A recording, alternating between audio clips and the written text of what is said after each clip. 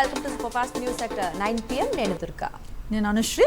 వివరాలకు వెళదాం. రాష్ట్రంలో ఎన్నికలు స్వేచ్ఛగా జరిగితే కూటమికి ఘోర పరాజయం తప్పదన్నారు వైఎస్ఆర్సీపీ అధినేత వైఎస్ జగన్మోహన్ రెడ్డి. కూటమి కుట్రలను ఎదుర్కొనేందుకు నేతలు సిద్ధంగా ఉండాలని దిశానిర్దేశం చేశారు. అధికార పక్షం ఎంత దౌర్జన్యం చేసినా తమ నాయకుడు అండగా ఉన్నారన్న నమ్మకం కార్యకర్తలకు కలిగించాలని సూచించారు. అప్పుడే కార్యకర్తలు రేపటి ఎన్నికల్లో తోడుగా నిలబడతారని వైఎస్ జగన్ చెప్పారు. ఉప ఎన్నికలు జరిగినప్పుడు ఎంపీటీసీ ఎంపీపీలు ఎన్నికలు కానీ మున్సిపాలిటీలు కానీ జెడ్పీ చైర్మన్లు కానీ మన కళ్ళ ఎదుటే మనం అంతా చూసాం. మేయర్లు కానీ బలవంతంగా ఏ మాదిరిగా అధికార దుర్వినియోగం చేసి చంద్రబాబు నాయుడు గారు ఏ రకంగా దౌర్జన్యం చేసి ప్రలోభాలు పెట్టి దౌర్జన్యం చేసి ఏ రకంగా ఎన్నికలు రిగ్ చేసే కార్యక్రమం చేసినాడో మనం అంతా కూడా చూసాం. ఇలాంటి పరిస్థితుల్లో ఎన్నికలు జరుగుతూ ఉన్నాయి. నేను అందుకనే ఇక్కడ ఎన్నికల విషయంలో జాగ్రత్తలు తీసుకోవాల్సిన అవసరం చాలా ఉంది. ఎన్నికల్లో ప్రతి ఒక్కళ్ళం కూడా ఆషామాషిగా తీసుకోవాల్సిన ఎన్నిక కానే కావు. ఎక్కడైనా ఏ కాన్స్టిట్యున్సీలో అయినా కూడా ప్రతి ఒక్కరూ గుర్తుపెట్టుకోవాల్సింది ఏంటంటే కార్యకర్తల కోసం మనం నిలబడే ఎన్నిక ఈ ఎన్నికలు అనేది ప్రతి ఒక్కరూ గుర్తుపెట్టుకోవాలి. గెలుపు ఓటమి పక్కన పెట్టేసేద్దాం. చంద్రబాబు నాయుడు గారు దౌర్జన్యాలు ఏం చేస్తాడో, ఎలా చేస్తాడో, ఏం చేస్తాడో, ఏ మేరకు చేస్తాడో వేరే విషయం. కానీ ఆ కార్యకర్తకు దౌర్జన్యం చేసినా మా నాయకుడు మాకు తోడుగా ఉన్నాడు అన్న భరోసా ఆ కార్యకర్త కలగాల.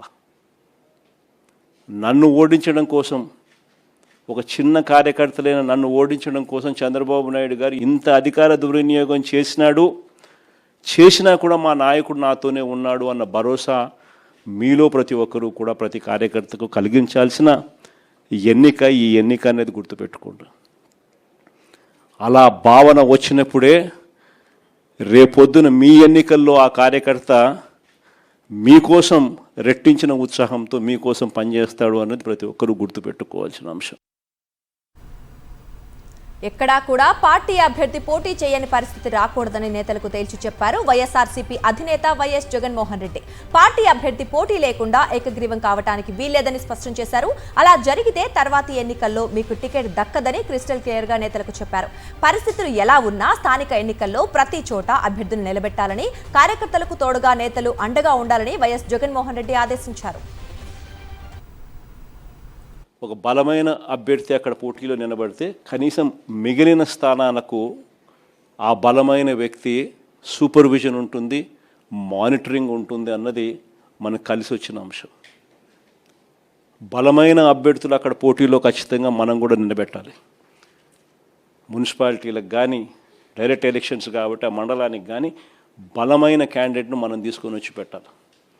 ఆ బలమైన క్యాండిడేట్ మిగిలిన వాళ్ళందరికీ ఆ మండలం పరిధిలో అయితే మిగిలిన ఎంపీటీసీలకు అయితేనేమి, లేదా మున్సిపాలిటీ పరిధిలో అయితే మిగిలిన కార్పొరేటర్లకు అయితేనేమి, వీళ్ళందరికీ కూడా ఆ మనిషి బలాన్ని ఇవ్వాలి. ఆ మనిషి సూపర్విజన్ చేయాలి. ఆ మనిషి సూపర్విజను, ఆ మనిషి బలాన్ని రెండింటినీ కూడా కార్యకర్తలకు ఇవ్వగలిగితే ఒక బలమైన క్యాండిడేట్ గెలుచుకొని వస్తాడు అనేది గుర్తుపెట్టుకోవాల్సిన అంశం. ఈ ఎన్నికల్లో మనం గెలిపించుకునేది మన కార్యకర్తలను. ఈ ఎన్నికలు జరగాల్సింది ఆ కార్యకర్తలకు భరోసా ఇచ్చే విధంగా జరగాలి. ప్రజల వాయిస్ వినిపించే విధంగా ప్రజలకు మనం తోడుగా నిలబడగలగాలి. అది ఖచ్చితంగా గుర్తుపెట్టుకోవాల్సిన అంశం. ఎక్కడైనా కూడా మీ నియోజకవర్గాలలో ఎక్కడైనా కూడా ఏకగ్రీవంగా ఎక్కడైనా ఎన్నిక జరిగితే మాత్రం నన్ను అడగాల్సిన పనిలా క్యాండిడేట్ ఆ తర్వాత ఎన్నికల్లో పోటీ చేయడని మీరే గుర్తుపెట్టుకోండి. ఎక్కడైనా పోటీ జరగకోకుండా ఏకగ్రీవంగా ఇడిచిపెట్టినారంటే మాత్రం ఆ తర్వాత క్యాండిడేట్ ఎమ్మెల్యే ఎలక్షన్లో క్యాండిడేట్ కాడు అనేది గుర్తుపెట్టుకోండి. అంత ప్రస్ఫుటంగా అంత క్రిస్టల్ క్లియర్గా చెప్తా ఉన్నా. ప్రతి చోట పోటీ జరగాల. ఎన్నికలు అయిపోయిన తర్వాత కూడా నేను రిపోర్ట్లు తెప్పించుకుంటాం. మీ ఎమ్మెల్యే క్యాండిడేట్ ప్రతి చోట పోటీకి నిలబెట్టాడా, క్యాండిడేట్ నిలబెట్టలేదా అనేది పోటీ రిపోర్ట్లు తెప్పించుకుంటాం. నిలబెట్టిన తర్వాత మీ ఎమ్మెల్యే క్యాండిడేట్ ఆ క్యాండిడేట్లకు ఏ విధమైన సపోర్ట్ ఇచ్చినాడు, సపోర్ట్ బాగా ఇచ్చాడా, బలంగా నిలబడ్డా మీతో పాటు, అవునా కాదా అన్న రిపోర్ట్లు కూడా తెప్పించుకుంటాం. ఖచ్చితంగా ఆ మేరకు పాజిటివిటీ మీ దగ్గర నుంచి రావాలి. ఈ ఎన్నికలు మన కార్యకర్తల కోసం గట్టిగా నిలబడితేనే కార్యకర్తలు మన ఎన్నికల్లో మన కోసం గట్టిగా నిలబడతారు అన్నది ప్రతి ఎమ్మెల్యే క్యాండిడేట్ కూడా తన సిస్టంలోకి జీర్ణించుకోవాల్సిన అవసరం ఉన్న అంశం. పోలీసులు ఎవరైనా అధికార దుర్వినియోగానికి పాల్పడితే రాబోయే రోజుల్లో మూల్యం చెల్లించుకోక తప్పదని హెచ్చరించారు వైఎస్ఆర్సీపీ అధినేత వైఎస్ జగన్మోహన్ రెడ్డి. డిజిటల్ బుక్లో వాళ్ల పేర్లు లెక్కించాలని నేతలు కార్యకర్తలకు సూచించారు. కూటమి ప్రభుత్వానికి 2 ఏళ్లు మాత్రమే ఉందని, తర్వాత వచ్చేది వైఎస్ఆర్సీపీ ప్రభుత్వమేనని ధీమాన్ వ్యక్తం చేశారు వైఎస్ జగన్. కన్ను మూసుకుని కన్ను తెలిసేసరికి 2 ఏళ్ళు కూడా పూర్తయిపోతాయి. ఎవడైనా కూడా ఏ పోలీస్ అధికారైనా కూడా పదవి దుర్వినియోగం చేస్తే మాత్రం ఖచ్చితంగా గుర్తుపెట్టుకుంటాం. డిజిటల్ బుక్లోకి వాళ్ళ పేర్లు ఎక్కిచ్చేసేయండి. ఆ తర్వాత మన ప్రభుత్వం వచ్చిన తర్వాత అన్యాయం చేసిన అధికారి ఎక్కడ ఉన్నా కూడా ఖచ్చితంగా శిక్ష పడేట్టుగా చేస్తామని మాత్రం ఖచ్చితంగా చెప్తా ఉన్నా. ఈ మెసేజ్ ప్రతి అన్యాయం చేసే పోలీసు వాళ్ళకు కూడా ఖచ్చితంగా పంపించద్దు. ప్రతి పోలీసు వాళ్ళకు కూడా రిక్వెస్ట్ చేయండి, అన్యాయం చేయొద్దండి, న్యాయంగా ధర్మంగా జరిగించండి. అలా కాదు మేము అన్యాయమే చేస్తాము అని అంటే మాత్రం ఇప్పుడు మీ టైం అని అనుకుంటున్నారు, వచ్చేది మా టైము. మీ 5 ఏళ్ళు అయిపోతూ ఉంది, చివరి 2 ఏళ్ళకి వచ్చేసినారు. ఆ తర్వాత కనపడేది మా 5 ఏళ్ళు కనపడతా ఉంది. అది గుర్తుపెట్టుకున్నాను మాత్రం ఖచ్చితంగా ప్రతి ఒక్కరికి చెప్పే కార్యక్రమం చెప్పండి. వాళ్ళల్లో కూడా న్యూట్రాలిటీ తీసుకొచ్చేదానికి గట్టి ప్రయత్నం చేయండి. ఆ తర్వాత కూడా వాళ్ళ న్యూట్రాలిటీ లేక రాకపోతే ఇంకా వాళ్ళ కర్మ, డిజిటల్ డైరీ లేక వాళ్ళ పేర్లు ఎక్కిచ్చేసేయండి. ఆ తర్వాత వాళ్ళకు పడే శిక్ష వాళ్ళకు పడుతుంది. మంత్రి కొండా సురేఖ ప్రణాళికా సంఘం ఉపాధ్యక్షుడు చిన్నారెడ్డిపై క్రమశిక్షణ కమిటీ రూపొందించిన నివేదిక పీసీసీ అధ్యక్షుడు మహేష్ కుమార్ గౌడ్కు అందింది. ఎమ్మెల్యే క్వార్టర్స్ లో క్రమశిక్షణ committee chairman Mallu Ravi, vice chairman Shyam Mohan ఈ నివేదికను మహేష్ కుమార్ గౌడ్కు అందజేశారు. కొండా సురేఖ చిన్నారెడ్డిపై చర్యలకు కమిటీ సిఫార్సు చేసినట్లు సమాచారం. కుమార్తె సుష్మిత వ్యాఖ్యలను సురేఖ ఖండించాల్సిందని కమిటీ అభిప్రాయం వ్యక్తం చేసింది.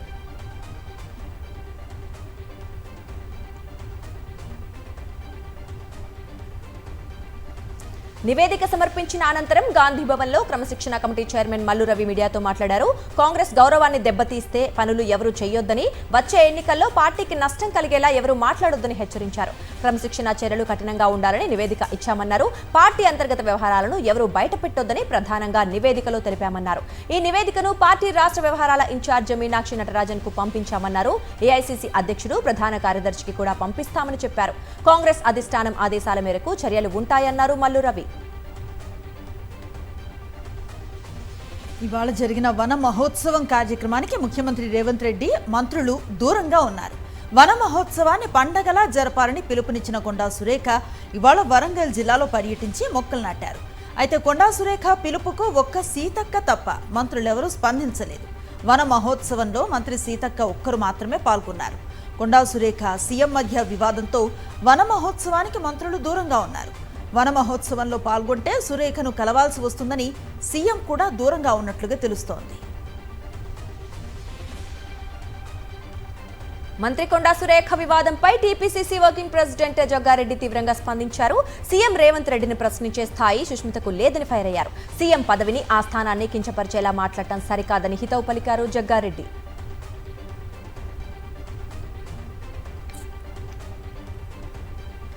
హైదరాబాద్ సచివాలయంలో సీఎం రేవంత్ రెడ్డి భద్రతా వ్యవస్థలో డొల్లతనం బయటపడింది. నిన్న గ్రౌండ్ ఫ్లోర్లో 29వ నంబర్ హాల్లో సీఎం రేవంత్ ప్రెస్ మీట్ నిర్వహించగా సమావేశానికి వెళ్లేందుకు సీఎం, ఇతర నేతలు లిఫ్ట్ ఎక్కారు. గ్రౌండ్ ఫ్లోర్లో ఆగాల్సిన లిఫ్ట్ ఫస్ట్ ఫ్లోర్లోనే ఆగిపోయింది. దీంతో సీఎం 32వ నంబర్ రూమ్కు వెళ్లి అక్కడి నుంచి మళ్లీ మెట్ల మార్గంలో గ్రౌండ్ ఫ్లోర్లో మీడియా హాల్కు చేరుకున్నారు. సీఎం లిఫ్ట్ వినియోగంలో భద్రతా లోపం బయటపడటంతో సచివాలయ సీఎస్ఓపై ఈఎస్డబ్ల్యూ అధికారులు ఆగ్రహాన్ని వ్యక్తం చేసినట్లుగా తెలుస్తోంది. కేంద్ర ప్రభుత్వంపై సీఎం రేవంత్ రెడ్డి చేస్తోన్న కామెంట్స్ అర్ధరహితమని మండిపడ్డారు కేంద్ర మంత్రి కిషన్ రెడ్డి. ఎలాంటి అనుమతులు లేకుండా విదేశీ పర్యటనకు ఎందుకు వెళ్లారని ప్రశ్నించారు. విదేశీ పర్యటనలకు సంబంధించి తాము కొత్తగా ఎలాంటి నిబంధనలు పెట్టలేదని, స్వాతంత్ర్యం వచ్చినప్పటి నుంచి ఉన్న నిబంధనలని అమలు చేస్తున్నామని స్పష్టం చేశారు కిషన్ రెడ్డి.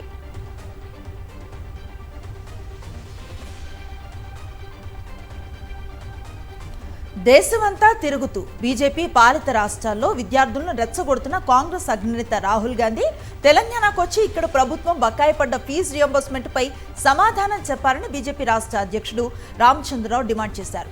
కాంగ్రెస్ ప్రభుత్వం ఫీజు బకాయిలు చెల్లించే వరకు బీజేపీ పోరాటం ఆగదన్నారు. సోమవారం బీజేపీ రాష్ట్ర కార్యాలయంలో ఫీజుల బకాయి బీజేపీ లడాయి పేరుతో ఆ పార్టీ రాష్ట్ర అధ్యక్షుడు రామచంద్రరావు 48 గంటల పాటు చేపట్టిన నిరాహార దీక్ష ముగిసింది.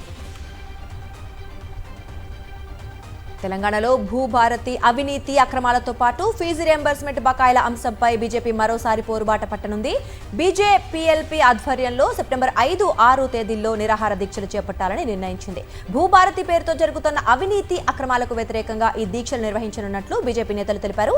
అలాగే ఫీజు రియంబర్స్మెంట్ బకాయిలను వెంటనే చెల్లించాలని డిమాండ్ చేస్తూ సెప్టెంబర్ 7న అసెంబ్లీ ముట్టడికి పిలుపునిచ్చారు. సీఎం రేవంత్ మంత్రి పొంగులేటి తీరుతో రాష్ట్రంలో రియల్ ఎస్టేట్ పతనమైందని ఆగ్రహాన్ని వ్యక్తం చేశారు మాజీ మంత్రి హరీష్ రావు. హైడ్రా 22A తీసుకువచ్చి ప్రజలను భయాందోళనకు గురి చేస్తున్నారని మండిపడ్డారు. ఎవరూ వచ్చి భూములు లాక్కుంటారన్నట్టు ప్రజలు భయపడిపోతున్నారని తెలిపారు. 22A అంశంపై మాజీ మంత్రి హరీష్ రావు చేసిన కామెంట్స్ కు మంత్రి పొంగులేటి శ్రీనివాసరెడ్డి ఎక్స్ లో స్ట్రాంగ్ కౌంటర్ ఇచ్చారు. హరీష్ రావు నిర్వహించినట్లు చెబుతోన్న పాల కంపెనీ వ్యవహారంపై పొంగులేటి సంచలన వ్యాఖ్యలు చేశారు. వైద్య శాఖ మంత్రిగా ఉన్న సమయంలో ఆసుపత్రులతో వ్యాపార సంబంధాలు ఎలా కొనసాగించారని ప్రశ్నించారు. బీఆర్ఎస్ హయాంలో జరిగిన అక్రమాలను ఒక్కొక్కటిగా వెలుగులోకి తెస్తామని, హరీష్ రావు ఆర్థిక వ్యవహారాలపై విచారణ తప్పదని పొంగులేటి హెచ్చరించారు. రామోజీరావు చంద్రబాబు కుట్రకు ఇవాల్టితో 30 ఏళ్లు పూర్తయ్యాయన్నారు లక్ష్మీ పార్వతి. తెలుగుదేశం పార్టీని స్థాపించిన కేవలం 8 నెలల్లోనే ఎన్టీఆర్ ప్రభుత్వాన్ని ఏర్పాటు చేశారని గుర్తు చేశారు. అయితే అనంతరం వైస్రాయ్ హోటల్లో ఎన్టీఆర్ను అవమానించి అధికార దాహంతో చంద్రబాబు పార్టీ నుంచి సస్పెండ్ చేశారని గుర్తు చేశారు. ఆగస్టు 25ను చీకటి రోజుగా చరిత్రలో గుర్తుంచుకోవాల్సిన అవసరం ఉందన్నారు. వైఎస్ఆర్సీపీ సోషల్ మీడియా అకౌంట్స్ నుంచి పోస్టులను తొలగించడాన్ని సవాల్ చేస్తూ దాఖలైన పిటిషన్పై సుప్రీంకోర్టులో విచారణ జరిగింది. వైఎస్ఆర్సీపీ తరఫున సీనియర్ న్యాయవాది నిరంజన్ రెడ్డి వాదనలు వినిపించారు. ఆంధ్రప్రదేశ్లో ప్రధాన ప్రతిపక్షం వాయిస్ ను అణచివేస్తున్నారని, ఇది భావ ప్రకటన స్వేచ్ఛ, ప్రాథమిక హక్కుల ఉల్లంఘనగా పిటిషన్లో తెలిపారు. YSRCP X, Facebook, Instagram, YouTube అకౌంట్స్లోని వందలాది పోస్టులను బ్లాక్ చేశారని ధర్మాసనానికి వివరించారు. వెలుగొండ ప్రాజెక్టు ముంపు గ్రామాల నిర్వాసితుల్లో ఆందోళన నెలకొంది. ఎర్రగొండపాలెం, గిద్దలూరు నియోజకవర్గాల్లో 11 ముంపు గ్రామాల ప్రజలకు ఇంకా పూర్తి స్థాయిలో నష్టపరిహారం అందలేదని ఆవేదన వ్యక్తం చేస్తున్నారు. గిద్దలూరు వైఎస్ఆర్సీపీ ఇన్ఛార్జ్ కందూరు నాగార్జున రెడ్డి లక్ష్మీపురం గ్రామాన్ని సందర్శించి నిర్వాసితుల సమస్యలను అడిగి తెలుసుకున్నారు. మరోవైపు ముంపు గ్రామాల ప్రజలతో కలిసి కలెక్టర్ను కలిశారు. ఎమ్మెల్యే తాటిపర్తి చంద్రశేఖర్ 6 నెలల గడువివ్వాలని, పునరావాస గ్రామాల్లో మౌలిక వసతులు కల్పించాలని నేతలు డిమాండ్ చేశారు. 18 ఏళ్లు నిండిన వారికి కూడా R&R ప్యాకేజీ కింద పరిహారం ఇవ్వాలని కోరారు. తాడేపల్లిలో అగ్రిమెంట్ మాత్రమే జరిగిన తమ భూముల్లో నిర్మాణాలకు అనుమతులు ఎలా ఇచ్చారని రైతులు ఎంటీఎంసీ కమిషనర్ అలీం బాషాను నిలదీశారు. 2016లో 120 మంది రైతులకు చెందిన 92 ఎకరాల భూములను డెవలప్ చేస్తానని టీడీపీ ఎమ్మెల్యే రాధాకృష్ణ సోదరుడు అగ్రిమెంట్ చేసుకున్నారని బాధితులు తెలిపారు. 10 ఏళ్లుగా భూములను పట్టించుకోకపోవడంతో తామే వ్యవసాయం చేసుకుంటున్నామన్నారు. ఇప్పుడు నిర్మాణాలకు అనుమతులు తీసుకున్నారని ఆరోపించారు. తమ భూముల్లో నిర్మాణాలను అడ్డుకోవాలని కోరుతూ ఎంటీఎంసీకి వినతి పత్రం సమర్పించారు. రైతుల అభ్యంతరాలను పరిగణలోకి తీసుకుంటామని కమిషనర్ హామీ ఇచ్చారు. విశాఖ జిల్లా పెందుర్తి కూటమిలో విభేదాలు బయటపడ్డాయి. రోడ్డు మీదే జనసేన నేతలు తన్నుకున్నారు. ఎమ్మెల్యే రమేష్ బాబు ముందే ఒకరిపై ఒకరు దాడి చేసుకున్నారు. అంతటితో ఆగకుండా బూతులు తిట్టుకున్నారు. ఎమ్మెల్యే వారించినా నేతలు ఏమాత్రం పట్టించుకోలేదు. తమ మాటలను పట్టించుకోకపోవడంతో నేతలపై ఎమ్మెల్యే పంచకర్ల రమేష్ బాబు ఆగ్రహాన్ని వ్యక్తం చేశారు. గుంటూరు జిల్లా మంగళగిరిలోని జనసేన పార్టీ కార్యాలయం ఎదుట ఆర్డబ్ల్యూఎస్ కాంట్రాక్టర్లు ధర్నాకు దిగారు. జనసేన పార్టీ ఆఫీస్ ఎదుట బైఠాయించి నిరసన తెలిపారు. కూటమి ప్రభుత్వం అధికారంలోకి వచ్చి 2.5 ఏళ్లు అవుతున్నా పెండింగ్ బిల్లులు చెల్లించలేదని ఆగ్రహం వ్యక్తం చేశారు. బకాయిల అంశంపై డిప్యూటీ సీఎం పవన్ కళ్యాణ్ మాట ఇచ్చి 5 నెలలు అవుతున్నా ఇప్పటికీ హామీ నెరవేర్చలేదని మండిపడ్డారు. తమ కుటుంబాలను రోడ్డున పడేశారంటూ ఆవేదన వ్యక్తం చేశారు ఆర్డబ్ల్యూఎస్ కాంట్రాక్టు ఉద్యోగులు. తమ డిమాండ్స్ ని ప్రభుత్వం వెంటనే పరిశీలించాలని కోరుతూ ఆర్పీలు ఆందోళనకు దిగారు. విశాఖ జీవీఎంసీ గాంధీ విగ్రహం వద్ద నిరసన చేపట్టిన ఆర్పీలు తమకు న్యాయం చేయాలని డిమాండ్ చేశారు. ప్రస్తుతం ఇస్తూ ఉన్న 10,000 రూపాయల వేతనం కుటుంబ పోషణకు ఏమాత్రం సరిపోవటం లేదని ఆవేదన వ్యక్తం చేశారు. తాము చేస్తున్న పనికి నెలకు 26,000 రూపాయల జీతం చెల్లించడంతో పాటు పని ఒత్తిడిని తగ్గించాలని ప్రభుత్వాన్ని కోరారు. తమ సమస్యలను ప్రభుత్వం పరిష్కరించకపోతే రానున్న రోజుల్లో పెద్ద ఎత్తున ఆందోళనలు చేపడతామని ఆర్పీలు హెచ్చరించారు. డూప్లికేట్ సర్టిఫికేట్స్ తో డాక్టర్లుగా చలామణి అవుతోన్న 12 మందిని టాస్క్ ఫోర్స్ పోలీసులు అరెస్ట్ చేశారు. జూబ్లీహిల్స్, సికింద్రాబాద్ జోన్లలో పోలీసులు విస్తృతంగా తనిఖీలు నిర్వహించారు. అర్హత లేకున్నా క్లినిక్లు ఏర్పాటు చేసి ప్రజలకు సెలైన్లు, ఇంజెక్షన్లు, మందులు ఇస్తున్నట్లు గుర్తించామన్నారు task force DCP Vaibhav Gaikwad. Paramedical course చేసిన ఓ మహిళ అనుమతులు లేకుండా 4 ఏళ్లుగా క్లినిక్ నిర్వహిస్తున్నట్లుగా గుర్తించారు. పట్టుబడిన 12 మంది నకిలీ వైద్యులను అదుపులోకి తీసుకుని పెద్ద ఎత్తున సెలైన్ బాటిళ్లు, బీపీ పరికరాలు, సర్జికల్ కత్తెరలు, మందులను స్వాధీనం చేసుకున్నారు. గచ్చిబౌలి అంజయ్యనగర్లో అక్రమ నిర్మాణాలపై అధికారులు కొరడా జులిపిస్తున్నారు. నిర్మాణాల చుట్టుపక్కల ఉన్న అపార్ట్మెంటు వాసులు, హాస్టళ్లలో ఉంటున్న వారిని ఖాళీ చేయించి కూల్చివేతలు కొనసాగించారు. సాజిద్ తక్కువ ధరలకు పలు ప్రాంతాల్లో ఫ్లాట్లు కొనుగోలు చేసి భారీ అక్రమ నిర్మాణాలు చేపట్టినట్లు అధికారులు గుర్తించారు. సాజిద్ ఇంకా ఏ ప్రాంతాల్లో నిర్మాణాలు చేపట్టాడనే దానిపై అధికారులు దృష్టి సారించారు. 75 గజాల స్థలాల్లో 7 మీటర్లకు మించి ఎత్తులో నిర్మించిన భవనాలను కూల్చివేయాలని నిర్ణయించారు. నిన్న ఒక్కరోజే 38 అనధికార నిర్మాణాలను గుర్తించారు. వీటిలో 28 భవనాలకు నోటీసులు జారీ చేయగా ఒక భవనాన్ని సీజ్ చేసి 9 భవనాలను కూల్చివేశారు. జాతీయ వార్తలకు వెళ్దాం. సెప్టెంబర్లో కేంద్ర కేబినెట్ పునర్వ్యవస్థీకరణ ఉంటుందని ఢిల్లీలో వార్తలు చక్కర్లు కొడుతున్నాయి. ఇప్పటికే 65 మందితో బీజేపీ కొత్త టీంను ప్రకటించింది. 51 మంది కొత్త వారికి అవకాశం ఇచ్చింది బీజేపీ అధిష్టానం. కొత్త తరానికి బాధ్యతలు అప్పగించాల్సిన సమయం వచ్చిందంటూ కేంద్ర మంత్రి నితిన్ గడ్కరీ చేసిన కామెంట్స్ తీవ్ర చర్చకు దారితీశాయి. ఈ క్రమంలో ఆయన కార్యాలయం దీనిపై క్లారిటీ ఇచ్చింది. గడ్కరీ వ్యాఖ్యలు రాజకీయాలు, ఆయన రాజకీయ భవిష్యత్తు లేదా పదవుల మార్పుతో ఏమాత్రం సంబంధం లేవని స్పష్టం చేసింది. లక్ష్మణ్ రావు మాంకర్ ట్రస్ట్ నిర్వహిస్తోన్న సామాజిక కార్యక్రమాలను ఇకపై యువత మరింత ముందుకు తీసుకెళ్లాలనే ఉద్దేశంతోనే ఆయన కొత్త తరానికి బాధ్యతలు అప్పగించడం గురించి మాట్లాడారని వెల్లడించింది. తమిళనాడు ప్రభుత్వం కీలక నిర్ణయం తీసుకుంది. సీనియర్ టీచర్స్కు టెట్ నిర్వహణను వ్యతిరేకించింది. ఈ మేరకు అసెంబ్లీలో తీర్మానం చేసింది విజయ్ ప్రభుత్వం.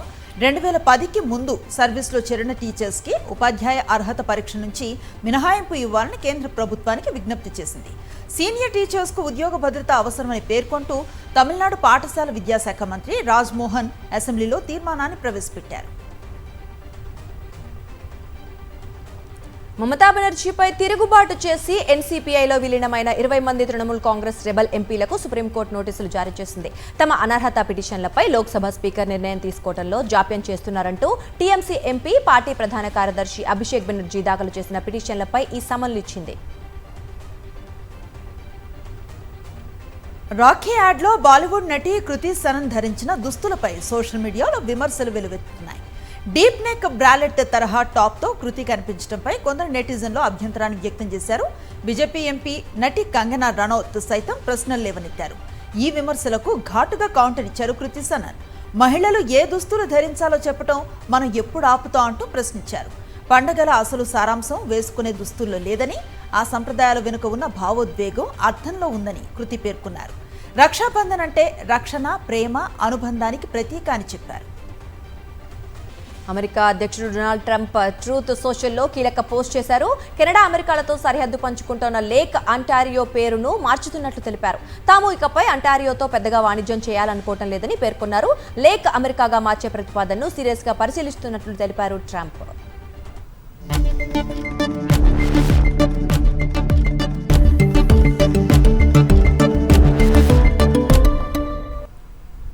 Moving to business updates. దేశీయ స్టాక్ మార్కెట్లు లాభాల్లో ముగిశాయి. ఉదయం నష్టాలతో ప్రారంభమైన సూచీలు చివర్లో కొనుగోళ్ల మద్దతుతో పుంజుకున్నాయి. ఆరోగ్య సంరక్షణ, ఔషధ రంగాల షేర్లతో పాటు ప్రభుత్వ రంగ బ్యాంకుల షేర్లలో కొనుగోలు మార్కెట్లకు కలిసొచ్చాయి. దీంతో సెన్సెక్స్ 286 పాయింట్లకు పైగా లాభపడి 77,656 వద్ద స్థిరపడగా, నిఫ్టీ 115 పాయింట్లు లాభపడి 24,334 వద్ద ముగిసింది. విస్తృత మార్కెట్లోనూ మిడ్ క్యాప్ సూచీ 0.5% మేర లాభపడింది. మరోవైపు స్మాల్ క్యాప్ సూచీ స్వల్ప నష్టాల్లో ముగిసింది. అంతర్జాతీయంగా అమెరికా, ఇరాన్ ఉద్రిక్తతలు, ముడి చమురు ధరల కదలికలపై మార్కెట్ వర్గాలు దృష్టి సారిస్తున్నాయి. గత కొద్ది రోజులుగా పెరుగుతూ వస్తూ ఉన్న బంగారం ధరలు ఇవాళ స్వల్పంగా తగ్గాయి.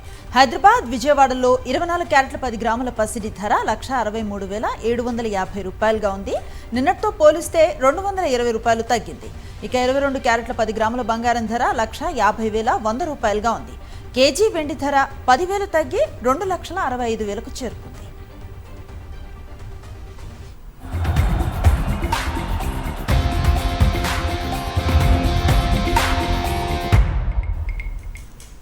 శ్రీలంకతో రెండో టెస్టులో భారత ఆధిపత్యం కొనసాగుతోంది. కొలంబోలో జరుగుతున్న రెండో టెస్ట్ మూడో రోజు ఆట ముగిసే సమయానికి శ్రీలంక 8 వికెట్ల నష్టానికి 265 పరుగులు చేసింది. భారత్ తొలి ఇన్నింగ్స్ లో 503 వద్ద డిక్లేర్ చేయడంతో లంక ఇంకా 238 పరుగులు వెనుకంజలో ఉంది. అయితే శ్రీలంక బ్యాటర్లు పసింధు, సూర్య బండారా, సోనల్ దినుషా పట్టుదలగా బ్యాటింగ్ చేస్తూ భారత బౌలర్లకు సవాల్ విసురుతున్నారు. దీంతో మూడో రోజు ఆటలో లంక కొంత పుంజుకున్నప్పటికీ మ్యాచ్ పై భారత్ పట్టు మాత్రం కొనసాగుతోంది. నాలుగో రోజు భారత బౌలర్లు మిగిలిన 2 వికెట్లు త్వరగా పడగొట్టి భారీ ఆధిక్యాన్ని అందుకోవాలని చూస్తుండగా శ్రీలంక మాత్రం ఫాలో ఆన్ ముప్పు నుంచి బయటపడేందుకు పోరాడాల్సి ఉంది. ఇక ఇవి super fast news updates. Next magazine story ప్రసారం అవుతుంది. Stay with us.